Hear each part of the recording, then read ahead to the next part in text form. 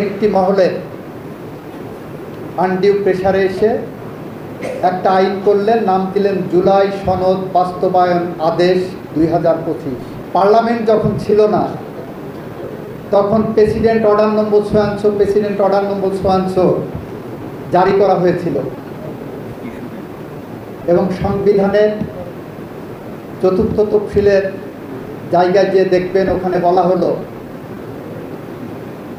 বাংলাদেশ সংসদের প্রথম অধিবেশন পর্যন্ত জারিকৃত এগুলো আদেশ আইনে মর্যাদা পাবে এবং এরপরে এ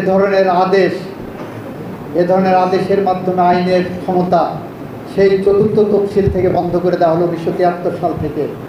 এখন ওনারা সেই সমস্ত কিছু বাদ রেখে একটা আদেশ জারি করে একটা ক্যামোফ্লেক্স তৈরি করলেন, যেটাকে আইনের ভাষায় আমরা বলছি it is a fraud on the constitution. তাহলে আদেশটা অবৈধ। ওই আদেশকে আবার বৈধতা দেওয়ার জন্য, বাস্তবায়নের জন্য আর একটা অর্ডিন্যান্স করলেন, গণভোট অর্ডিন্যান্স। এই অর্ডিন্যান্স দুইটা কারণে this is void of initio. Number one, এই অর্ডিন্যান্সটা করা হয়েছে জুলাই সনদ বাস্তবায়ন আদেশের প্রশ্নগুলোকে বাস্তবায়ন করার জন্য। তাহলে যে জুলাই সনদ বাস্তবায়ন আদেশই অবৈধ, তার প্রভিশন ক্যারি আউট করার জন্য এই অর্ডিন্যান্সটা করলেন।